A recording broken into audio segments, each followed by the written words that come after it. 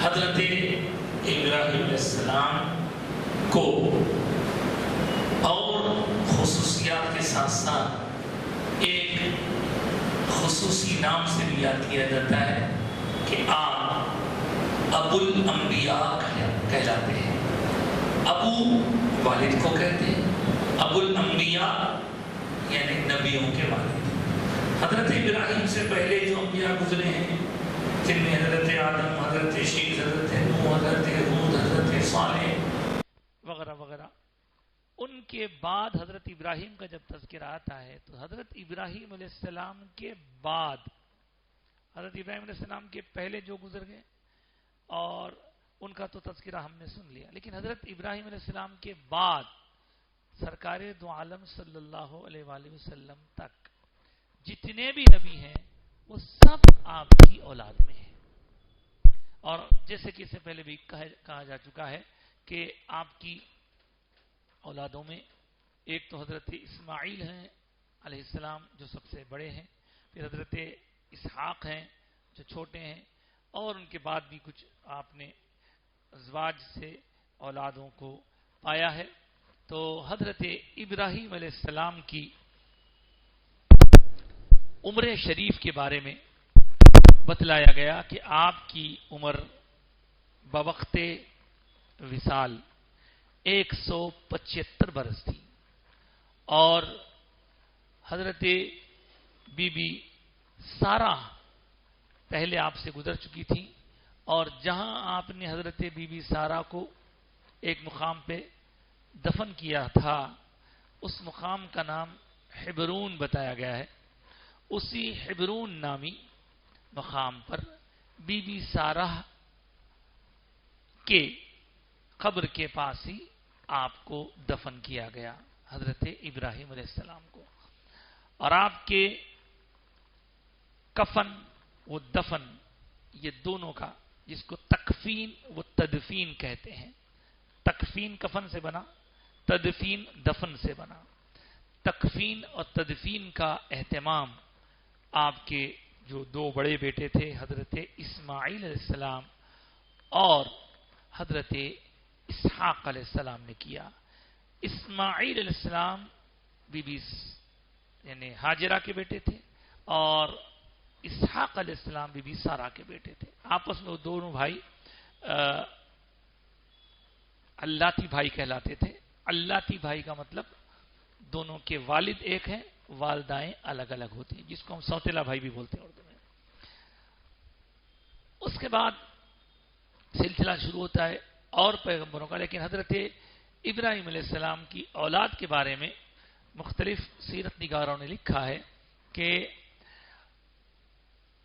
حضرت ہاجرہ کے بعد جن خاتون سے آپ نے نکاح کیا وہ کنعان نامی ایک مقام سے تعلق رکھتی تھی، اور ان کا نام ہے قنطورہ. اور قنطورہ سے شادی ہوئی تو صاحب ابن کثیر لکھتے ہیں کہ ان سے 6 بچے ہوئے، جن کے نام یہ ہیں: مدین، زمران، سرج، یقشان، نشق، اور چھٹے کا نام وہ بھی لکھتے ہیں کہ پتہ نہیں. اس کے بعد ایک اور خاتون سے بھی آپ نے نکاح کیا، حجون بنت امین سے. ان سے بھی آپ کو 5 اولادیں ہوئی، جو کیسان، امیم، لوطان اور نافس ہیں. ابو القاسم سہیلی نامی ایک مورخ نے اسی طرح ان کی تفصیل بتلائی ہے.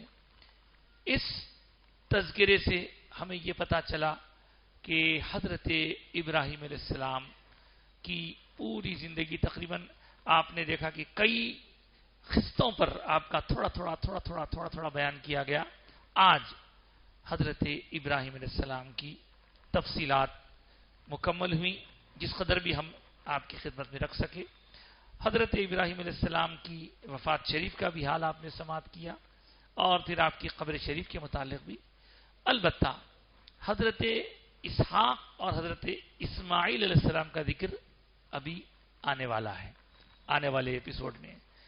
ان سے پہلے حضرت اسماعیل اور حضرت اسحاق سے پہلے حضرت لوط علیہ السلام کا ذکر ہوگا، کیونکہ حضرت لوط علیہ السلام وہ ہیں کہ جن کا تعلق حضرت ابراہیم علیہ السلام سے ہے، اور بعض لوگوں نے آپ کو حضرت ابراہیم علیہ السلام کا بھتیجا لکھا ہے، اور آپ کو ایک قوم کے ساتھ پاس ان کے سدھار کے لیے بھیجا گیا تھا.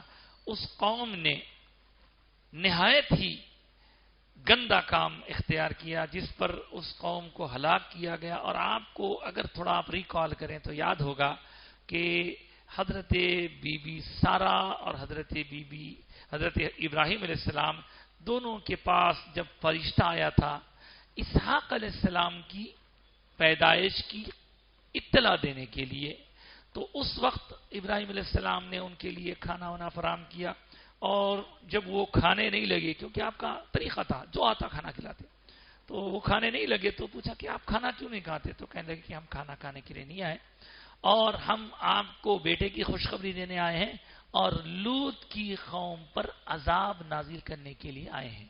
تو اس طرح حضرت ابراہیم علیہ السلام کے واقعات کے فوراً بعد لوط علیہ السلام کے واقعات ہم سنیں گے انشاءاللہ. آنے والے جمعے میں حضرت لوط علیہ السلام کا قصہ سنیں گے، ان کی قوم کیا کرتی تھی، وہ پھر ان کے اوپر کس طرح عذاب آیا وغیرہ سنیں گے انشاءاللہ. آج کی گفتگو ہم یہی روکتے ہیں. پچھلے انبیاء کی حیات مبارکہ، ان کی سیرت کے حوالے سے. اب ہم آتے ہیں حضور اقدس صلی اللہ علیہ وآلہ وسلم کی سیرت پر. جیسا کہ آپ کو بتایا گیا، سیرت خاتم الانبیاء یہ لیکچر سیریز میں ہم انبیاء کا بھی ذکر کر رہے ہیں اور خاتم الانبیاء کا بھی ذکر کر رہے ہیں.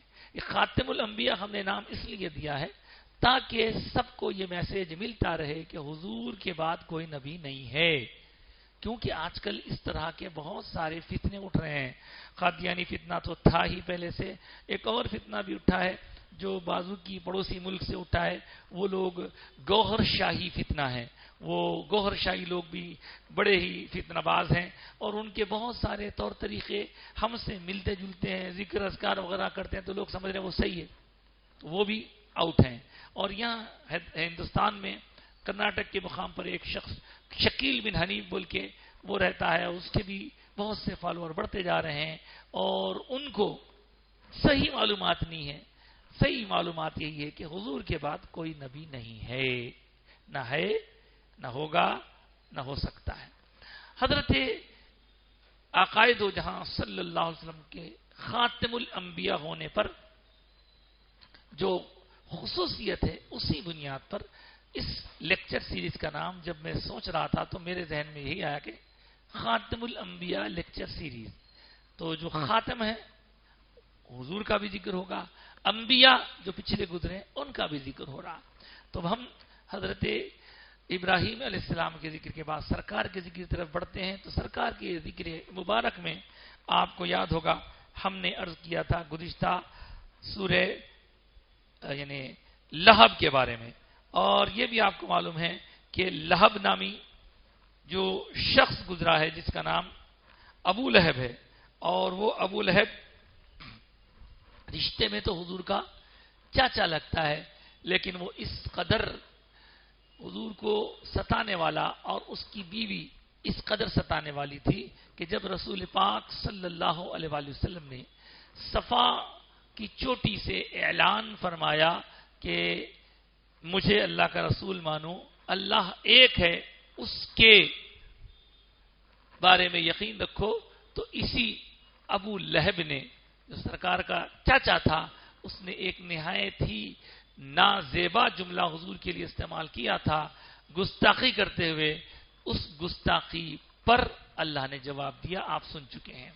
اب اسے ایک دل میں یقین تھا کہ میں بڑے بال بچے والا ہوں، میرے پاس مال دولت ہے، سب لوگ ہیں، تو مجھے یہ لوگ بچا لیں گے.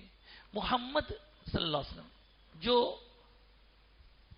عذاب سے ڈراتے ہیں، دیکھو اگر ایمان نہیں لاؤ گے تو عذاب ہوگا، جس عذاب سے ڈراتے ہیں اللہ کو مان لو، انہیں تو اللہ سخت سزا دے گا، وہ سزا سے ڈراتے ہیں تو اس سزا سے مجھے بچا لیا جائے گا. کون بچا لیں گے؟ میری بیوی، میرے بچے، میرا مال، میں نے جو کما کر رکھا ہے. تو اللہ تعالیٰ نے اس کے اس گندے خیال کا جواب دیتے ہوئے فرمایا تبت یدا ابی لہب، ابو لہب کے دونوں ہاتھ ٹوٹ جائیں.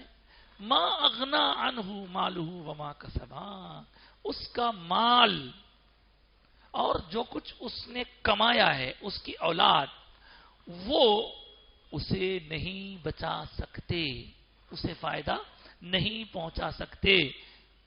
کسے نہیں بچا سکتے؟ کہا سیصلا نارا ذات لہب. اللہ اکبر. وہ عنقریب ایسی آگ میں جھونکا جائے گا، عنقریب ایسی آگ میں جھونکا جائے گا کہ جو بہت ہی شعلوں والی ہے. اچھا، اس کا نام ابو لہب کیوں ہے؟ یہ بھی سن لیجئے، بات نکلی ہے. تو لہب عربی میں کہتے ہیں شعلے کو، شعلہ کہتے ہیں جب آگ بہت تیز ہو کر اس کے اندر سے چنگاریاں نکلنے لگتی ہیں تو اسے بڑی چنگاری کو شعلہ کہتے ہیں. تو یہ بھی بہت خوبصورت لال لال تھا، دھوپ میں جاتا تو انتہائی شعلے کی طرح لال ہو جاتا تھا. اس کی کنیت ہے یہ ابو لہب. تو ابو لہب کو اللہ نے بتایا کہ ان قریب وہ دوزخ میں سخت عذاب میں اور شعلوں والی آگ میں ڈالا جائے گا. اور آگے فرماتا ہے وَامْرَأَتُهُ حَمَّالَةَ الْحَطَبِ، اور اس کی بیوی، اس کی عورت، اس کی جورو بھی اس میں ڈالی جائے گی. حَمَّالَةَ الْحَطَبِ، اور وہ جو لکڑیوں کا گٹھا چن چن کے لا کر آگ سلگایا کرتی ہے، حضور کو تکلیف پہنچاتی ہے، اس کو بھی اس میں ڈالا جائے گا. فی جیدہا حبل من مسد، اور اسے ایک موٹی رسی کے ذریعے عذاب دیا جائے گا. چنانچہ اس کے بارے میں بھی آیا کہ وہ بھی بہت ستاتی تھی حضور اقدس صلی اللہ علیہ وسلم کو، اور اس کی اولاد بھی ستاتی تھی. تو اس طرح اللہ تعالیٰ نے یہ آیت نازل فرمائی. اس آیت کے نزول کے بعد، جیسا کہ گزشتہ بھی آپ سن چکے ہیں، حضور کی 2 بیٹیوں کو اس نے کہا کہ محمد میرے بارے میں برائی کر رہے ہیں، لہذا تم لوگ میرے حکم کی تعمیل میں محمد کی دونوں بیٹیوں کو طلاق دے دو، چھوڑ دو. تو اس کے 2 بیٹے تھے، ان 2 بیٹوں نے طلاق دے دی. اب دیکھیے اللہ نے جو فرمایا کہ اس کی اولاد کام نہیں آئے گی، اس کا کوئی مال کام نہیں آئے گا.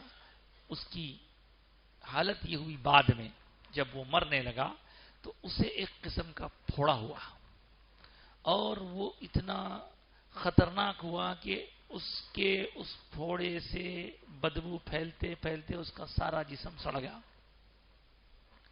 سڑنے کے بعد حالت یہ ہوئی کہ جس کو اپنی اولاد پر ناز تھا، اس کی اولاد، اس کے گھر والے ہی اس کو نکال کے دور پھینک دیے. کھانا دینے کا وقت ہوتا تو قریب کوئی نہیں جاتا تھا، بلکہ کسی چیز سے ڈھکل دیتے تھے کھا لے. اور اسی حالت میں اس کے پاس سے بدبو آ کے وہ مر گیا. اتنا برا خاتمہ ہوا اس کا. اس کے مرنے کے بعد اس کو عزت سے دفن تک نہیں کیا گیا. دیکھو گستاخی رسول کا یہ انجام ہوتا ہے. کیا کیا گیا؟ تو دور ایک گڑھا کھودا گیا، گڑھا کھود کے کپڑے ناکوں کو پٹیاں لگا کے بڑی بڑی لکڑیوں سے اس کو ڈھکل کے اس کے اندر گڑھے میں گرا دیا گیا. اتنا برا حال ہوا. دیکھیے صاحب، جو برا تھا اس کا حشر تو برا ہوا. لیکن یہاں پر ایک بات مجھے یاد آئی اس کے متعلق. اس کے مر جانے کے بعد اس کی اولادوں میں سے ایک لڑکی تھی جس نے اسلام قبول کیا، جو ایک طرح سے حضور اکرم صلی اللہ علیہ وسلم کی چچا زاد بہن ہوتی تھی. اس لڑکی کو لوگ تانا مارتے تھے اور یہ کہتے تھے یہ وہ ابو لہب کی بیٹی ہے، دیکھو جس کے خلاف قرآن میں یہ آیا ہے وہ آیا ہے. ارے رے رے رے. تو اس کو بہت تکلیف ہوتی تھی. دیکھیے جب بندہ توبہ کر لے اور راستہ بدل لے، درست راستے پر آ جائے، تو اسے ٹیس کرنا، اس کے باپ داداؤں کا نام لے کے پریشان کرنا، یہ چیز پسندیدہ نہیں ہے.